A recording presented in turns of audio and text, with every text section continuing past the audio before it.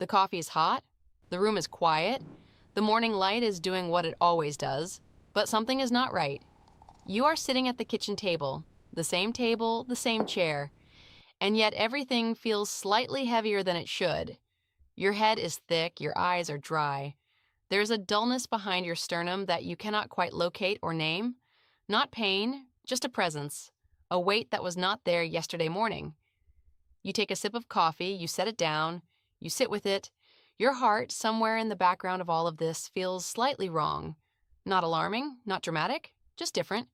A faint awareness of it, a flutter, a heaviness, a beat that lands just slightly off the rhythm you have lived with for 60-something years without ever noticing. You tell yourself you are tired, which is true, but it is a different kind of tired from what you expected. Rewind 12 hours, it was 11 p.m., you were in bed where you always are at 11 p.m., but sleep would not come. You lay on your back and stared at the ceiling. You turned to your left side, then your right. You checked the clock, 11:42, then 12:17, then 1:05. Nothing was wrong exactly. No worries you could name, no discomfort, just a restlessness that would not settle, a mind that kept moving when your body needed it to stop.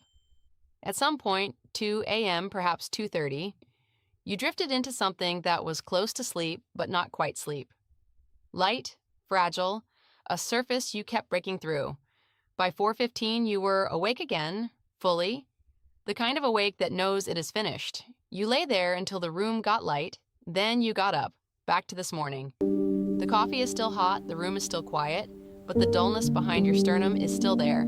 The flutter in your chest, the fog that sits between your thoughts and the words you reach for. You are not ill, you did not fall, nothing dramatic happened, you just did not sleep. One night, that is all, and you assume, because it seems reasonable, because it has always seemed reasonable, that a day's rest will set things right, that this is just tiredness, that the body will recover on its own by tomorrow. But what that one sleepless night just did to your heart, especially a heart that has been working for more than 65 years, is something most people never realize until they are sitting in a doctor's office being told their numbers have changed. That is what we are going to talk about today. By the end of this video, you will understand exactly what happens inside your heart and cardiovascular system after a single sleepless night, and why that impact is significantly greater over 65 than it is at any younger age. No complicated medicine, no overwhelming detail, 5 clear, specific things, explained simply and honestly. I will also tell you what you can do about each one. Not next week, tonight. And I want to flag one of the 5, number 4, that genuinely surprises most of my patients when I explain it. It has nothing to do with how tired you feel. It is happening in your bloodstream, silently, regardless of how rested or unrested you think you are. And in someone over 65, it is one of the most underappreciated cardiac risks associated with poor sleep. But first, let me explain the underlying reason why one sleepless night hits the heart harder after 65 than it does at 40 or 50. Think of your cardiovascular system as a city's infrastructure. Roads, water pipes, electrical lines, all running simultaneously, all dependent on regular maintenance cycles to stay functional. Sleep is that maintenance cycle. During deep sleep, your body performs repairs it cannot do while you are awake. Blood pressure drops, the heart rate slows, stress hormones fall, inflammation is managed, the lining of your blood vessels, a delicate layer called the endothelium, is restored and protected. When sleep is cut short or broken, that maintenance cycle is interrupted. The repairs do not get completed. The systems that were supposed to reset stay activated. In a younger person, the body has significant resilience. It can compensate, it can catch up. One poor night is absorbed and corrected. But after 65, that resilience has changed. The cardiovascular system is already managing more, higher baseline blood pressure in many cases, less flexible vessel walls, a heart that has been pumping for 6 or more decades. The margin for disruption is narrower. The cost of one missed maintenance cycle is higher. The result, a single sleepless night in someone over 65 triggers a measurable chain of cardiovascular effects that a younger body would handle far more quietly. Here are the 5 things that happens, and why each one matters. In 28 years of cardiac medicine, sleep has come up in more patient conversations than most people would expect. Not because I go looking for it, but because the data keeps pointing back to it. When I Review a patient's history and their numbers are moving in the wrong direction, blood pressure creeping up, inflammatory markers elevated, heart rhythm showing irregularities. One of the first things I ask about is sleep: quality, duration, consistency, and the answers are often revealing. I've had patients whose blood pressure normalized significantly after we identified and addressed a sleep problem. Not medication, not a dramatic lifestyle overhaul, sleep. It is one of the most powerful and most overlooked tools in cardiovascular health, particularly in older adults. What I am sharing today is not theoretical. It is the pattern I have watched play out in real patients over nearly 3 decades of clinical work. What most people don't realize is that the heart does not treat a sleepless night as a minor inconvenience. It treats it as a stressor and responds accordingly. 5 specific things happen. Each one is measurable. Each one affects your cardiovascular health in a real and meaningful way. Here they are. Let me ask you something. Did you know that one of the primary jobs of deep sleep is to lower your blood pressure? Not gradually over weeks, every single night. During deep restorative sleep, your blood pressure drops by roughly 10 to 20% from its daytime levels. Doctors call this nocturnal dipping, and it is one of the most important cardiovascular recovery processes the body performs. It gives the heart a genuine rest. It reduces the force pushing against artery walls. It allows the vascular system to decompress. When sleep is poor or absent, that dip does not happen. Blood pressure stays elevated through the night, and in the morning, instead of rising from a well-rested baseline, it starts already high and climbs further. Think of it like a pressure hose that is supposed to be turned down each night to relieve strain on the pipes. When it stays running at full pressure around the clock, the pipes wear faster. In someone over 65, where blood vessel walls are already less elastic than they were at 40, sustained elevated pressure is not a minor concern. It is one of the primary drivers of stroke, heart attack, and kidney damage. I've seen patients come in with blood pressure readings significantly above their normal baseline, and the only change in their routine was a stretch of poor sleep. Blood pressure is exquisitely sensitive to sleep quality in older adults. What to do? Take your blood pressure before coffee on a morning after poor sleep. Know your baseline. If your reading is more than 15 points above your usual and stays elevated by midday, call your doctor. One sleepless night is not a crisis. Repeated poor sleep with unmanaged blood pressure is. Let me ask you something. Have you ever noticed after a night of broken sleep that your heart seems to flutter, skip, or beat with a slightly irregular quality, particularly in the morning when you are still and quiet? That sensation is not imaginary, and it is not simply anxiety. The autonomic nervous system governs heart rate, the constant automatic adjustment of pace that the heart makes hundreds of times a day in response to activity, breathing, position, and stress.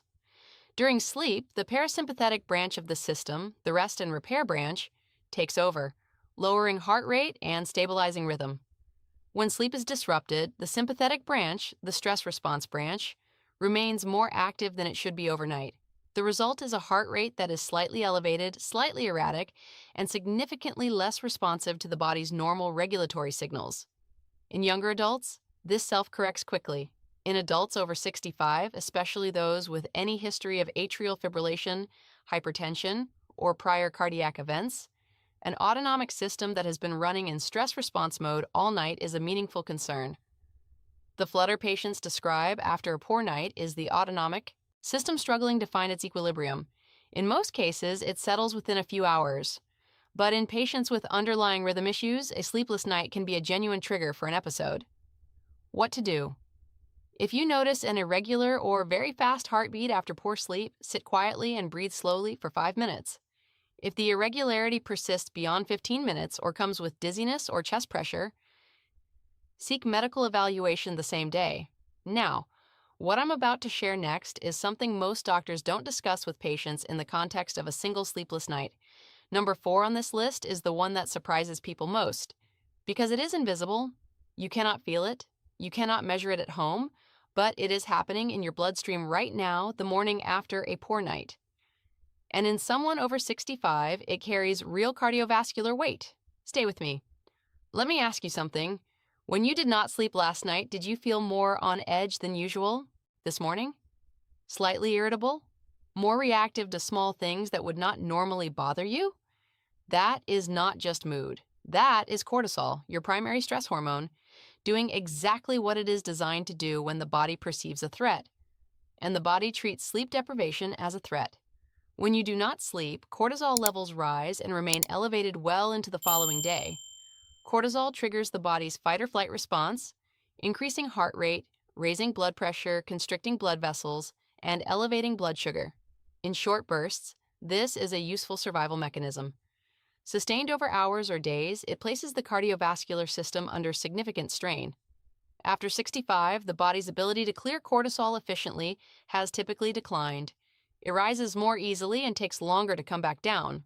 A cortisol spike that a 40-year-old metabolizes by mid-morning may still be affecting your cardiovascular system at 3 p.m., tightening vessels, elevating heart rate, keeping the body in low-level physiological stress. Patients often think stress is something they feel emotionally, but cortisol elevation is physiological. You do not have to feel stressed for cortisol to be straining your heart. What to do? Morning light exposure helps regulate cortisol. Step outside for 10 to 15 minutes within an hour of waking. Avoid caffeine before 9 a.m. after a poor night. A slow 10-minute walk helps metabolize excess cortisol faster than sitting still.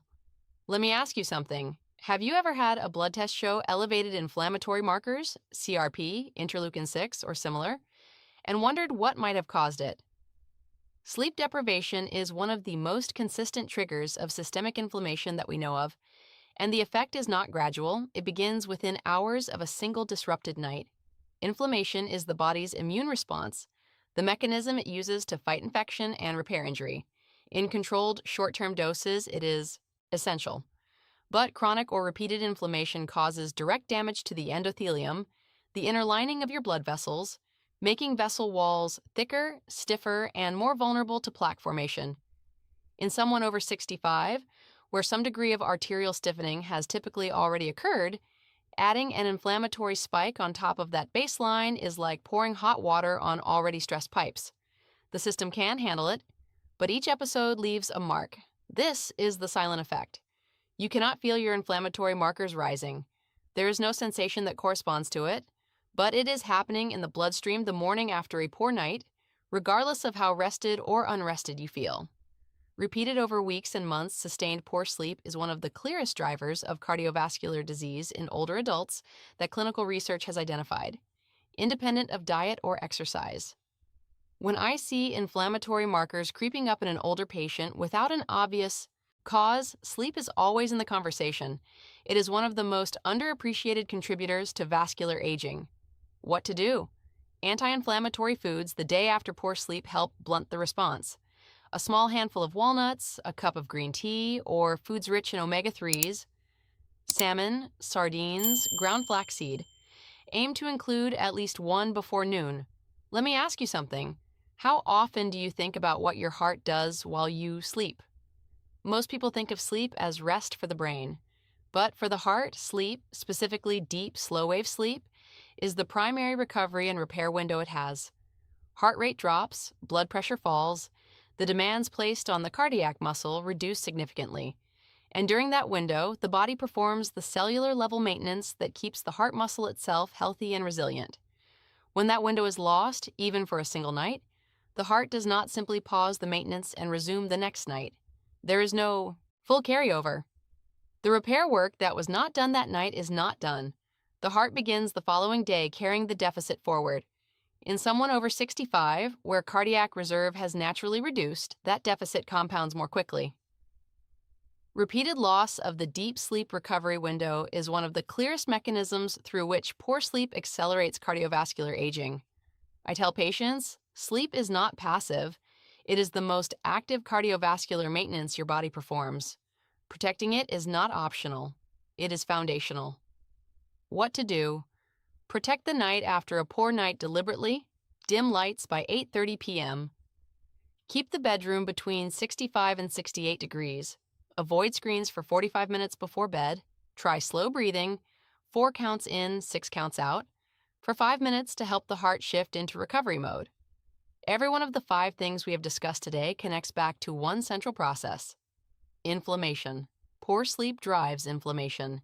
Inflammation drives cardiovascular disease, elevated blood pressure, driven in part by inflamed vessel walls, cortisol surge, which amplifies the inflammatory response, inflammatory markers rising in the blood, damaging arterial lining, heart rate instability, worsened by an autonomic system running in stress mode, and the lost recovery window, the body's only opportunity to reduce inflammation and repair daily wear on the heart. Sleep is not a lifestyle preference. Sleep is one of the primary mechanisms through which your body manages inflammation, and through which your heart survives the demands placed on it every single day. Back to that kitchen table, the coffee that has gone slightly cold, the quiet that feels heavier than it should. You are sitting with the effects of one sleepless night, the blood pressure that did not dip, the cortisol that is still elevated, the inflammation that has already begun, the heart rate that is still finding its footing, the recovery window, the heart did not get last night and cannot go back for. None of this is dramatic. None of it is immediately dangerous for most people, but it is real, and it is happening. One of my patients, a 69-year-old woman named Margaret, came to me after 6 months of what she described as ordinary insomnia. Light sleeper, she said, always had been. Nothing to worry about. Her blood pressure had risen 14 points over those 6 months. Her inflammatory markers were elevated. She had started experiencing occasional palpitations she attributed to caffeine. When we addressed the sleep deliberately and systematically, her numbers began to move back. Over 3 months, her blood pressure came down. The palpitations reduced. Why didn't anyone connect these things for me earlier? She said.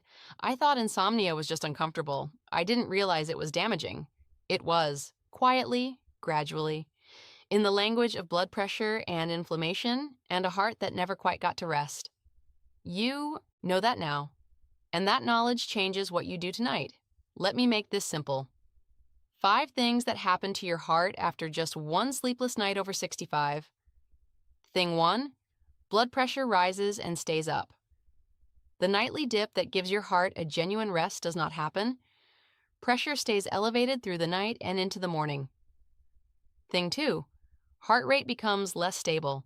The autonomic nervous system stays in stress mode, producing a heart rate that is slightly elevated, slightly erratic, and slower to regulate. Thing 3, cortisol floods the system. Stress hormone levels spike and remain elevated, constricting vessels, raising blood pressure, and placing the cardiovascular system under sustained physiological strain. Thing 4, inflammatory markers spike in the blood. Systemic inflammation rises within hours of poor sleep, damaging artery walls in a process you cannot feel, but that accumulates over time. Thing 5, the heart loses its recovery window. The deep sleep repair cycle the heart depends on does not occur, and the deficit cannot be fully carried over to the following night. 5 things. That might feel like a lot to hold on to. So here is the one action that addresses all 5 at once. Protect the night after a poor night more deliberately than any other night. You cannot undo last night, but you can give your heart the recovery window it missed tonight. Dim the lights early, cool the room, put the phone down 45 minutes before bed, try the slow breathing, 4 counts in, 6 counts out, for 5 minutes before you close your eyes. One night of genuine recovery does not reverse everything, but it interrupts the chain. It stops a single poor night from becoming 2, then 3, then a pattern that your heart pays for over months. Pick that one action, just that one, and do it tonight. I want to hear from you in the comments. Do you struggle with sleep? Has anyone ever connected your sleep quality directly to your heart health before today? Leave your answer below. The more people in this community talk honestly about sleep, the more others realize it is something worth addressing seriously. If this video gave you something valuable, please share it with your spouse, with a friend who regularly mentions poor sleep, with an adult child who may not realize what their aging parents' insomnia is quietly doing.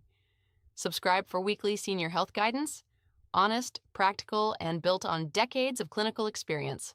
No unnecessary alarm, just what you need to know, clearly explained. Everything in this video is for educational and informational purposes only. It is not a substitute for professional medical advice, diagnosis, or treatment. If you are experiencing chest pressure, irregular heartbeat, or significant breathlessness, please contact your doctor or seek emergency care. Do not self-diagnose based on this or any other video. Do not stop or adjust any medication based on anything shared here. Always consult your doctor before making changes to your care plan. If you are experiencing chronic insomnia or consistently poor sleep, speak with your healthcare provider. Effective evidence-based treatments exist, and addressing sleep is one of the most powerful things you can do for your long-term cardiovascular health.